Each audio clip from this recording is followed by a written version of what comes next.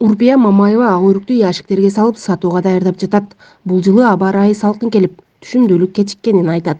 10 түп эмеден жакшы эле түшүм алганбыз былтыр. Быйыл эми погода пас келгениге байланыштуу мөбасы аз болуп атат. Анан чотур басып кетти. Ошого дагы шүгүр дейбиз. Учурда ак өрүккө айылдын тургундары түшүм жыйноо менен алек. Жеке ишкер Нурхан Басирова 10 жылдан бери бул ишкерлик менен алектенип, айылдыктардын кардарына айланган.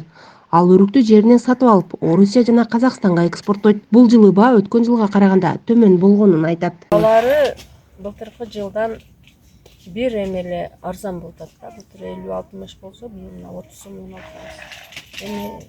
Эмнеге дегенде мынабы майда болуп калган, чегири көп. Ошон үчүн пура унчу деле ошо мына майдалары болбойт, бизге чегири болбойт. Жана мындай эмелерини биз пурага өткөрмөгү элек жылда. Бирок булар азыр талапка жооп бербейт, стандарт эмес да, отборный деп коет. Өрүктүн бул түрү иштоого, каккылып кургатууга жарабайт. Мындан улам өз убагында сатып түгөтүү керек.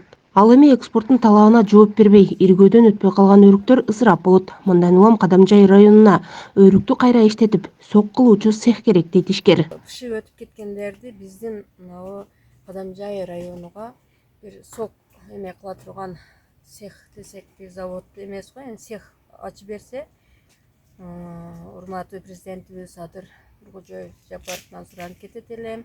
Мен бул эме жетип барабы, эми көп эле адамдардын эмеси бул. Үмүт кылабыз.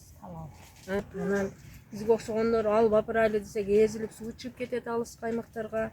Ошо Кадамжай эмесиге ачып бергенде элдин эмеси рыза. Талап күчтүү да. Баткен облусунда жалпы өрүк бактын аянты 8000 гектарды түзөт. Анын 500 гектары ак өрүк. Жыл сайын 100 000 тонна өрүк жыйналып алынат. Анын 20% гана жергиликтүүлөр кайра иштетүүчү ишканалар кайра иштетет. Калган 80% чет мамлекеттерге экспорттолот. Айжамал Мурзадолат кызы, Салам Медиа, Баткен.